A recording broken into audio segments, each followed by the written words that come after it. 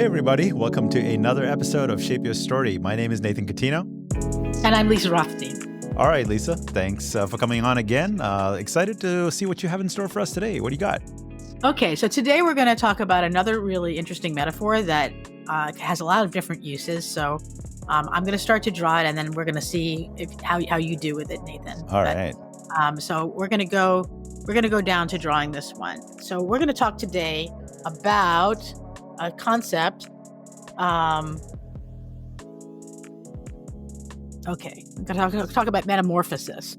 Big long word. My lettering was not so terrific, but we're going to talk about how first we're going to have like a caterpillar, which is just kind of a blob, and maybe has some lines on it, and has lots of little feet.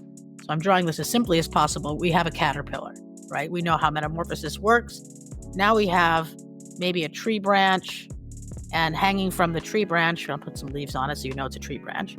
Hanging from the tree branch is this kind of blobby shape that's a little bit like the iceberg. Maybe we put some lines on that just so, but you don't really need to.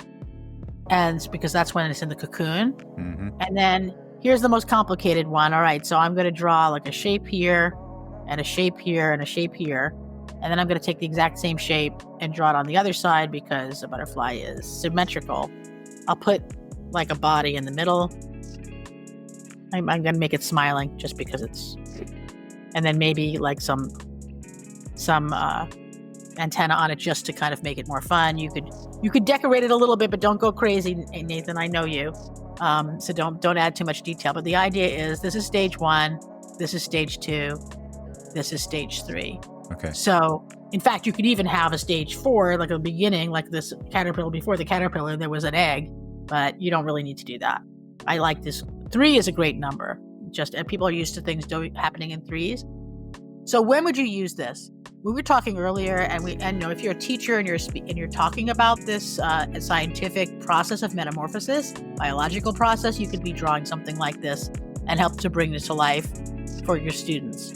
But again, this is a metaphor, so this can stand in for lots of different things. And I love to talk about this when I talk about change management.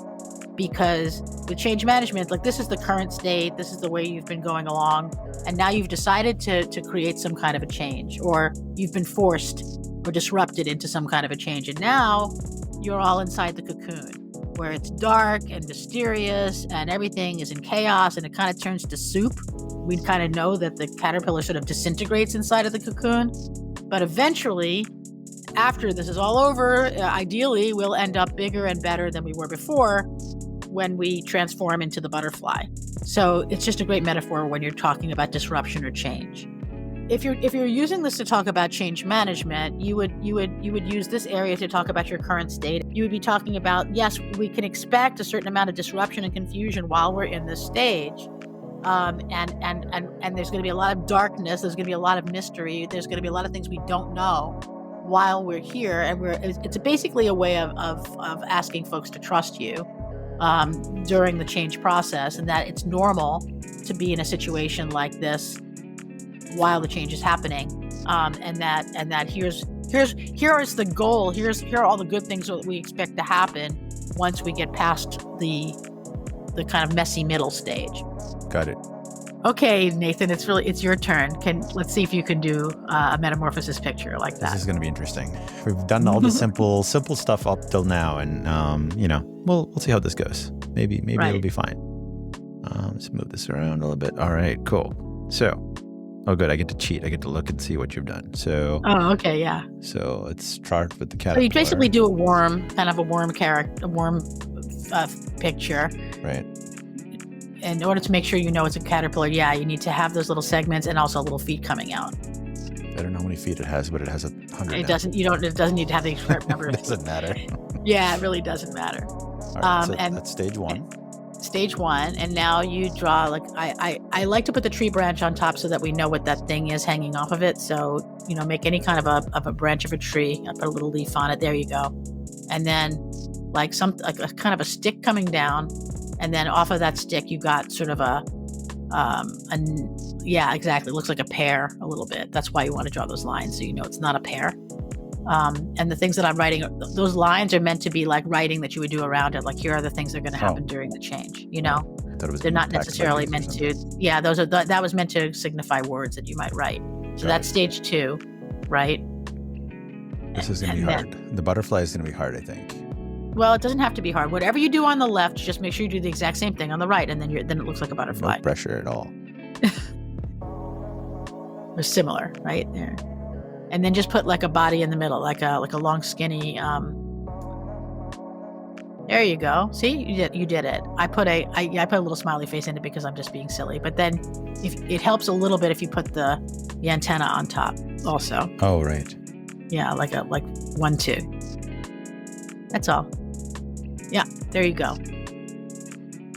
And again, those lines are meant to just signify things you might write about, like here's what we expect in stage 3. Yeah, I wrote Metamorphosis on top, but really this could be disruption. It could be change. It could be, whatever you're hoping that this is going to stand in for. What I like about this metaphor is that it makes something that may feel kind of imposed upon people more like a natural process that, yes, it's painful, yes, it's awkward, but it's going to turn out okay in the end, and it's the natural, normal thing. It's normal to be scared in the middle. It's normal to be confused in the middle.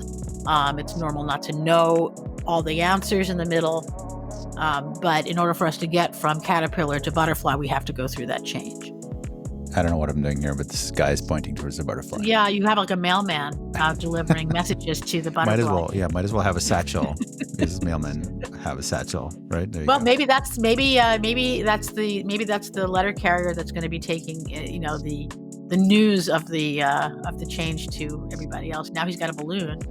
I don't know. I don't understand what that's supposed to mean. But if you were in the meeting and you were doing that, you would be able to, you would decide to make that mean whatever. Like, hey, this is change happening here at UPS, and we're going to have a party at the end when we turn into a butterfly.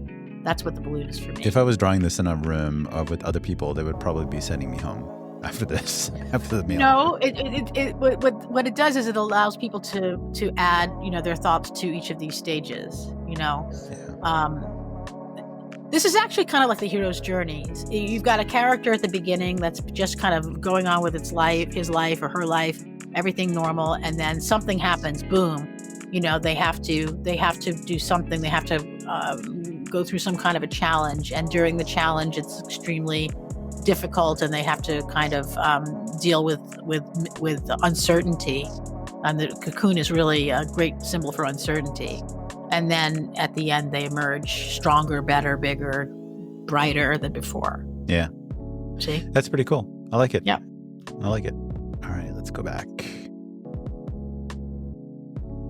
Yeah, that's pretty cool. I mean, it's there's a lot of probably different things you can do. And by the way, you said three stages. That's like the rule of 3 is like the number one thing everyone does in presentations. It was big at Apple with jobs and stuff like that, but everyone uses it now. Right. And I don't know the scientific reasoning for it, but it seems like 3 things is just about right for people to remember. 1 is not enough, 2 is not enough, 4 is too many. So, it seems to work. What's great about 3 is that when you have 2 things, you've got kind of a dilemma. You've got either or. When you've got 3, now you've got a real sequence. Right. Now you've got a process. When you have 4, now they can be evenly divided again. So again, I like 3 or 5. I don't really like 4 because the brain wants to divide it up into equal sections, where there's no way to do that with 3. The other thing I wanted to mention is that the metaphor we just did is both a metaphor and a sequence.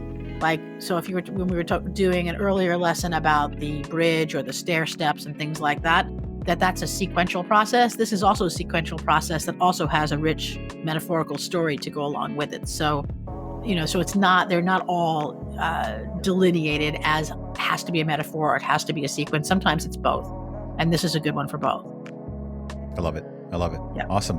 Well, like we end every episode with please practice. You should really practice, right? Go back, watch this, do it along with us.